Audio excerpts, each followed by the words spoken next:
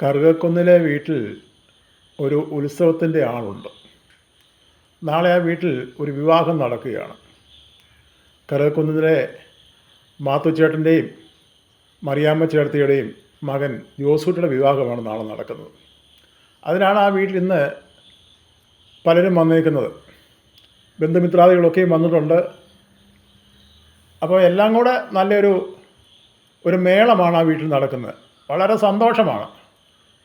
വളരെ കഷ്ടതയിലും പ്രയാസത്തിലും കൃഷിപ്പണികളൊക്കെ ചെയ്താണ് മാത്തുച്ചേട്ടൻ 3 മക്കളെ വളർത്തിയത്. കൂലിപ്പണി ചെയ്യുകയായിരുന്നു, അതിനിടയ്ക്ക് കൃഷിപ്പണിയും ഉണ്ടായിരുന്നു.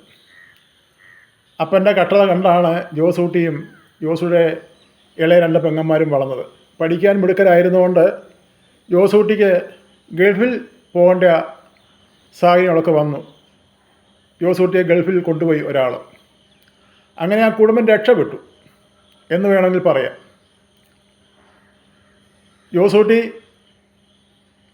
2 പെങ്ങന്മാരെയൊക്കെ കെട്ടിച്ചു വിട്ടു. ജോസൂട്ടിക്ക് ഗൾഫിൽ നല്ല ജോലിയുമായിരുന്നു. അപ്പം ജോസൂട്ടിയുടെ കല്യാണം നടക്കുന്നുള്ളത് അപ്പൻ്റെ അമ്മയുടെ ആഗ്രഹമാണ്. അതുകൊണ്ട് ജോസൂട്ടി വന്ന് പെണ്ണ് കണ്ടു. അപ്പൻ്റെ അമ്മയുടെ ആഗ്രഹപ്രകാരം കല്യാണത്തിനുള്ള തീയതിയൊക്കെ നിശ്ചയിച്ചു. വളരെ കഷ്ടതയിൽ കഴിഞ്ഞൊരു വീടായിരുന്നു. ജോസൂട്ടി ഗൾഫിൽ പോയതിന് ശേഷമാണ് നല്ലൊരു വീടൊക്കെ അവർ വെച്ചത്. അപ്പം ആ സന്തോഷം ആ വീട്ടിലെല്ലാവർക്കും ഉണ്ട്. ആ ബന്ധുക്കളും സ്വന്തക്കാരും എല്ലാവരും ആ വീട്ടിൽ വന്നിട്ടുണ്ട്. 2 പെങ്ങന്മാരുടെ ഭർത്താക്കന്മാർ അവരും വന്നിട്ടുണ്ട്. അപ്പം നല്ലൊരു മേളമാണ് ആ വീട്ടിൽ നടക്കുന്നത്.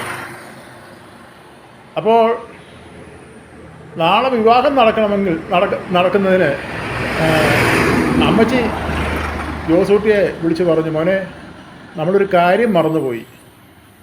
ഒരു 10 നാരങ്ങ വാങ്ങിക്കണമായിരുന്നു. കാരണം നാളെ രാവിലെ അല്ലെങ്കിൽ നാളെ പകൽ ആരെങ്കിലും കയറി വന്നാൽ അവർക്ക് ഒരു ഗ്ലാസ് നാരങ്ങാവെള്ളം കൊടുക്കണമെങ്കിൽ ഇവിടെ നാരങ്ങയില്ല. അതുകൊണ്ട് മോനൊരു കാര്യം ചെയ്യേ, പോയി ഒരു 10 നാരങ്ങ കടയിൽ നിന്ന് വാങ്ങിച്ചുകൊണ്ട് പോവാം, സന്ധ്യയായി വരുന്നു. അപ്പം ജോസൂട്ടി പറഞ്ഞു, എന്നാൽ അമ്മച്ചി ഞാൻ പോയിട്ട് വരാം. നീ തന്നെ പോകണ്ട, കുഞ്ഞോടെ ഭർത്താവിനെ ഇവിടെ കൂട്ടിക്കൊണ്ട് പോകാൻ പറഞ്ഞു. അപ്പം ജോസൂട്ടി ഒരു കൂട്ടുകാരനുണ്ടായിരുന്നു. അവൻ പറഞ്ഞു, എന്നാൽ ഞാനിവിടെ വരാമെന്ന് പറഞ്ഞു.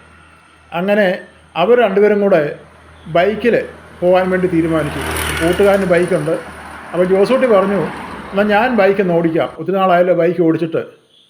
ഇവർ 2 പേരും നല്ല കൂട്ടുകാരാണ്. ചെറുപ്പം മുതൽ ഒന്നിച്ച് കളിച്ച് വളർന്ന കൂട്ടുകാരാണ്. അപ്പം ജോസൂട്ടി ഗൾഫിൽ പോയപ്പോഴും ഈ കൂട്ടുകാരനെ കൊണ്ടുപോകാൻ വേണ്ടി ഉള്ള ഒരുക്കങ്ങളൊക്കെ നടത്തിക്കൊണ്ടേയിരിക്കുകയാണ്. അപ്പം നാരങ്ങ വാങ്ങുവാൻ വേണ്ടി ജോസൂട്ടിയും കൂട്ടുകാരനും കൂടെ ബൈക്കിൽ ടൗണിലേക്ക് പോയി.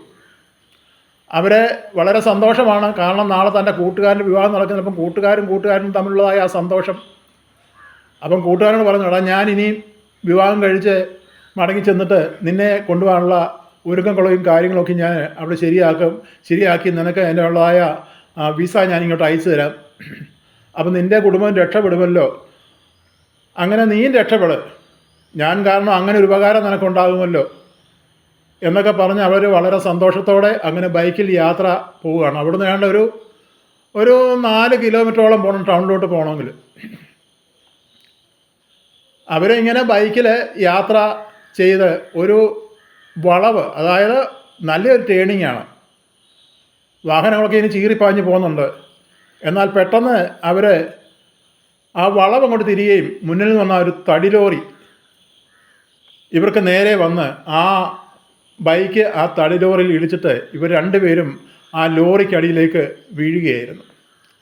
സ്പീഡിൽ വന്നിരുന്ന ഈ തടി ലോറി പെട്ടെന്ന് ഇവരുടെ ബൈക്കിൻ്റെ മണ്ടയ്ക്കൂടെ കയറി ഇപ്പുറം കടന്നു. ഓടിക്കൂടിയ നാട്ടുകാരെ ഇവരെ അവിടുന്ന് വലിച്ച് പുറത്തെടുത്തു. രക്തത്തിൽ കുളിച്ച് കിടന്ന ഈ 2 പേരെയും പെട്ടെന്ന് ആശുപത്രിയിൽ കൊണ്ടുപോകാൻ വേണ്ടി അവിടെ ഒരുങ്ങി. എന്നാൽ പെട്ടെന്ന് വണ്ടി അവിടെ കൊണ്ടുപോകാനുള്ള സാഹചര്യമില്ലായിരുന്നു. നോക്കിക്കേ, നാളെ വിവാഹം നടക്കേണ്ട ഒരു വീട്ടിൻ്റെ അവസ്ഥയാണ്. വിവാഹം നടക്കേണ്ട അല്ലെങ്കിൽ വിവാഹം കഴിക്കേണ്ട ചെറുക്കനും അവൻ്റെ കൂട്ടുകാരനും ബൈക്ക് അപകടത്തിൽ അവിടെ ആ നടു റോഡിൽ 2 ജീവൻ പൊരിഞ്ഞുപോയി. എന്തൊരവസ്ഥയാണിത്! എന്ത് വിധിയാണ്! വിധി അവരോട് ചെയ്ത ക്രൂരത ഇത്ര ഭയങ്കരമായിരുന്നു. ഇത് ശാപമാണ്. ഇതാരുടെ ദോഷമാണ് ഇങ്ങനെ സംഭവിച്ചത്? ഈശ്വരൻ ഒന്ന് വിധിക്കുന്നു, നമ്മൾ മറ്റൊന്നുള്ള ആഗ്രഹിക്കുന്നു. വിധിയെ തടയാൻ ആരെക്കൊണ്ടും സാധിക്കത്തില്ല. ഒരു വിധിയെയും ആർക്കും മാറ്റി നിർത്താനൊക്കത്തില്ല. അതതിൻ്റെ സമയത്ത് നടന്നുകൊണ്ടേയിരിക്കും. ഈ കുടുംബത്തിൻ്റെ അവസ്ഥ ഒന്ന് ഓർത്ത് നോക്കിക്കേ.